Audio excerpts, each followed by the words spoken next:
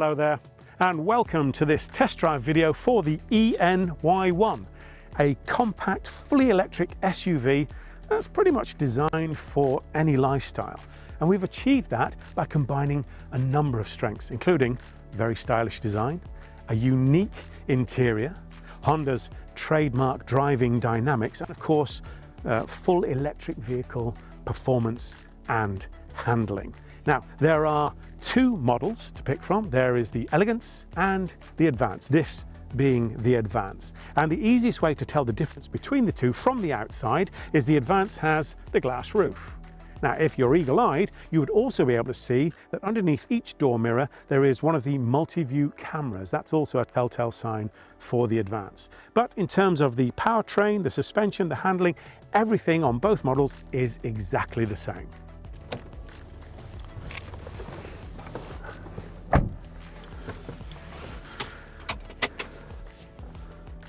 So once you get sat in the car, you can actually get a real sense of how Honda were really keen to create a space that was stress-free and comfortable for driver and all occupants. And nowhere is that more expressed than with the keyless smart entry system that they have. When you get in, if you want to go, you press the brake, you press the power button. If you look on the little screen behind the steering wheel, you can see a green car icon with arrows pointing forwards and backwards, telling you you're ready to go. The gear selection system is very similar to the traditional automatics. You have P for park, R for reverse, N for neutral, and D for drive. This is just simply a button system rather than a stick shift system. So, foot on the brake, you must always have your foot on the brake to make a selection, and you press D to drive, or R, you pull the switch back to reverse. If I put it into reverse, you can see instantly on the top of the 15-inch infotainment screen here, the reversing camera comes on automatically. And you can see those grid lines ready to help you with your reversing maneuver. The key thing is, as with all Honda assist systems, is you need to be in charge of your maneuver. Still use your mirrors, still use your eyes, looking through the blind spots as well. So this is just an assist, it's not there to do the job for you. So I just showed you one particular function on the eye-catching 15-inch infotainment screen. I just want to go into a little bit more detail with that for you. So we have three different zones. There's a top, middle, and bottom zone, and these are dedicated in terms of their functionality. The top part is the connect zone, and that's where your smartphone connection will be. You got your satellite navigation on there. And at the bottom of each of these zones, there are dedicated buttons for the most used functions that you would be using when you're on the road. So there's no going through difficult menus while you're supposed to be focused on the drive. So much easier, much safer. The middle zone is the audio zone. You can see basically, as it says on the tin, you've got your audio systems on there. You also have, if I press the home button on here, you can actually see these other displays as well. So you can see your apps, you can see the Bluetooth audio, the trip computer. The lower part of the screen is the HVAC, or heating, ventilation and air conditioning section of the screen. And that has dedicated buttons at the bottom as well. I do know that for some users, having to go into menus to change the temperature on the car is something of a faff. Having these buttons on show all the time makes it so much easier and more pleasurable to use. So just before we get underway, just wanted to tell you, the eNy1 provides 150 kilowatts of power, which is just over 200 bhp or PS, and a rather pleasing 310 newton meters of torque. So that gives you a 0 to 100 kilometers or 0 to 62 miles per hour of just 7.6 seconds, and a top speed of 99 miles per hour or 160 kilometers per hour. Now, for the benefit of occupants and to minimize motion sickness, the eNy1 has been engineered to deliver a really smooth and comfortable acceleration and deceleration. So that doesn't diminish any of the appeal of a powerful electric vehicle and its responsive acceleration, but having much less motion sickness, I think that's a really, really nice trick and something that really sets it apart from the competition. So why don't we try some of that out for ourselves, eh?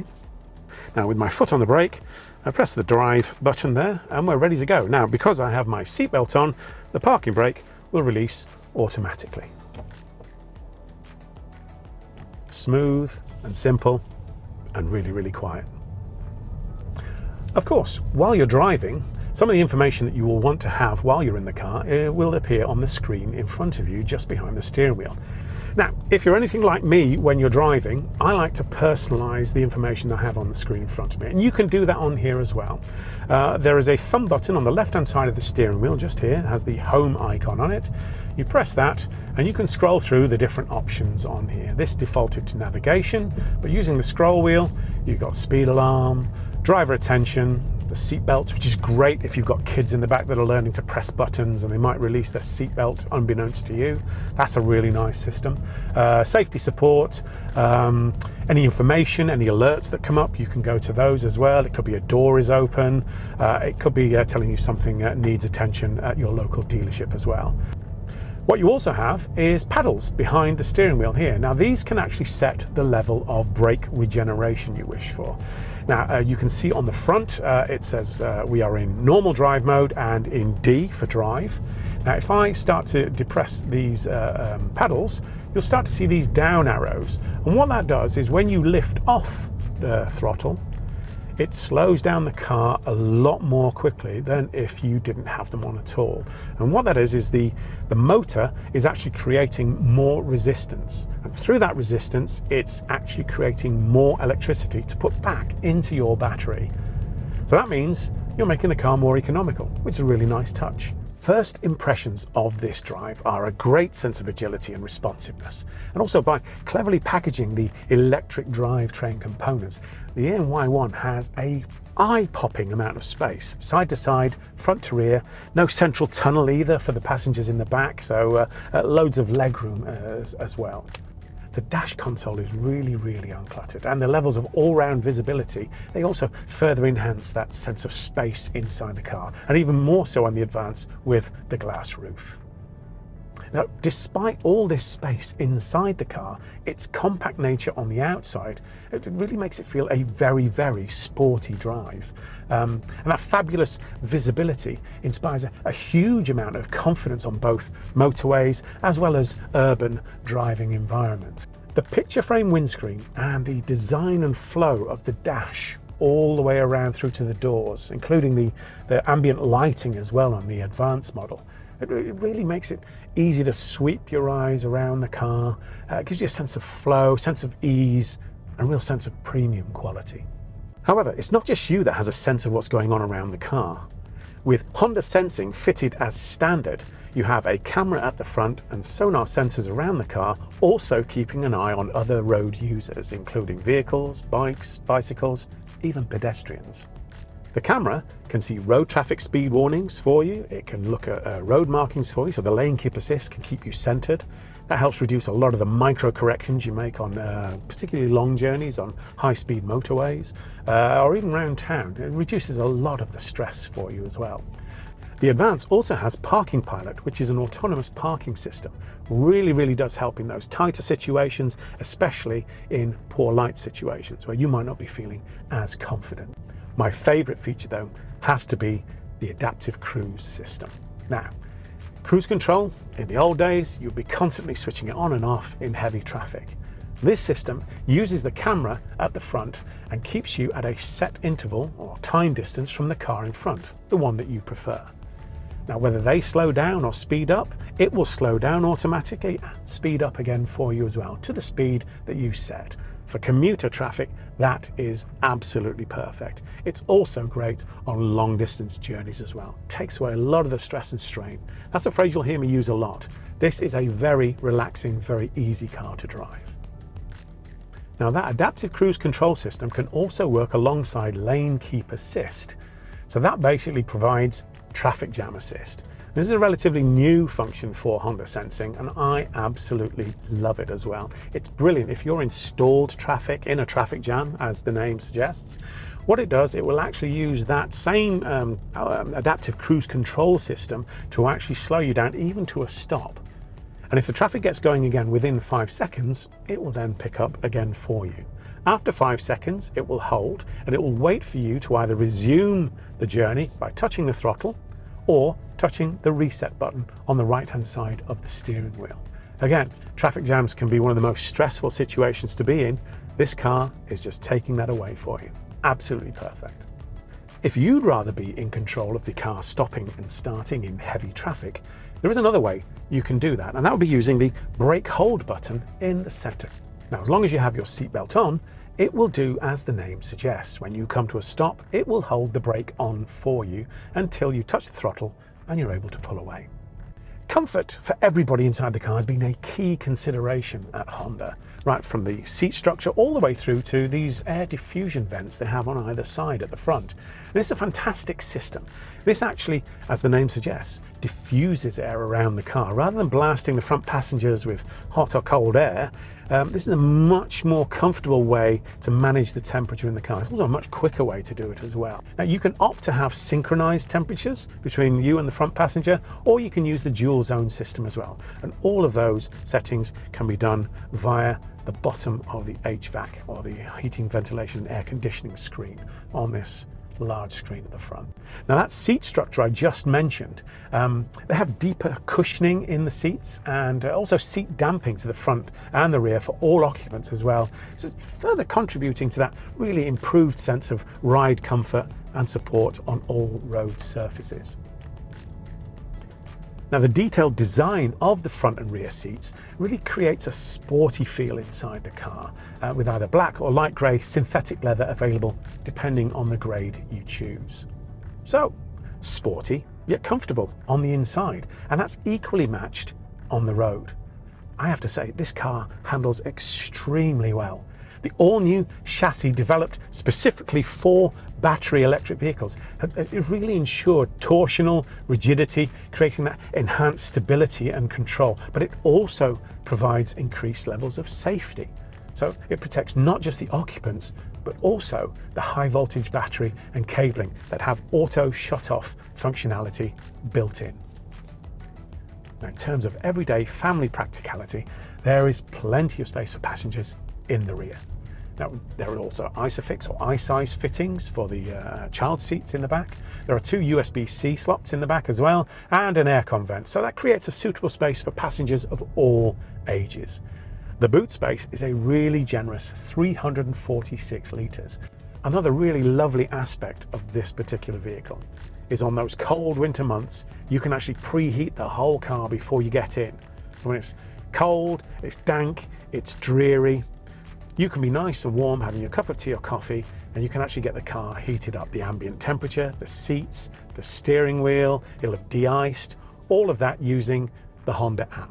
Really nice and simple, and I do like that. What a great way to start your day. Now, a great tip for when you're doing that is to actually make sure it's still plugged in to your home charger, if you do have one. That means you're basically not using up any of the battery or range for your journey. So although it's nicely warmed up, de-iced, beautiful place to sit, you've still got full range ready for you. How does that sound? And so the last thing I want to show you is the parking pilot system. Really simple, really easy to use. Just going to pull up here. We have in front of us 2 wonderful Hondas. We want the car to park itself in between the 2 of them.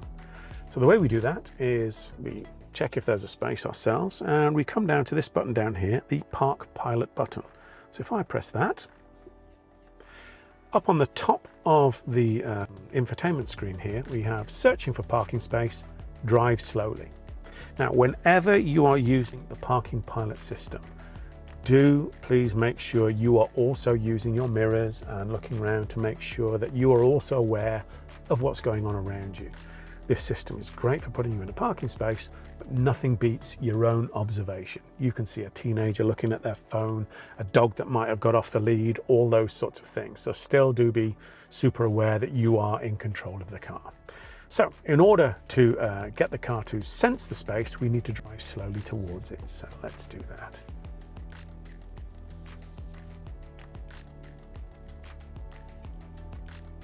So already it's picked up spaces this side of the first car. We don't want to do that. We want to park in between them. So we'll keep going. And as we go past this car, there we go. You can see a green box has appeared between the cars. All I need to do is come to a stop, press that space that I want. And now the screen comes up. It says to start the parking operation, apply the brake and press the switch again. So this is you confirming that you want the car to take over the maneuver. Press that. There was a little judder on the wheel. It has taken control of the wheel now. And you hear that alert sound. That's the car telling you that it's about to start driving for you. Check your mirrors, look around, you come off the brake and just touch the throttle. It turns the wheel for you. And you can see there is a stop mark, a line there. It stops. It goes into reverse. You can see behind you. I'm checking my mirrors. There is another stop line where the sensors then check the depth of the parking space behind us. It stops again. Again, it's about to change direction. You can indicate, if you wish, at these points to let other road users know what you're doing. It stops. I'll indicate left as we're going left into the space. Checking my mirrors. We're all good. You can see the display here. Is it happy enough with that? It may pull out again just to make sure it's fully centered. Oh, it was happy. Got it right first time. Parking operation is complete. There we go. Okay, there we have it. The all-new eNy1. Thank you so much for joining me on this test drive video. If you'd like to book your own test drive, please get in touch with your nearest retailer. I'm sure they'd be delighted to hear from you. But for me, thank you very much and goodbye.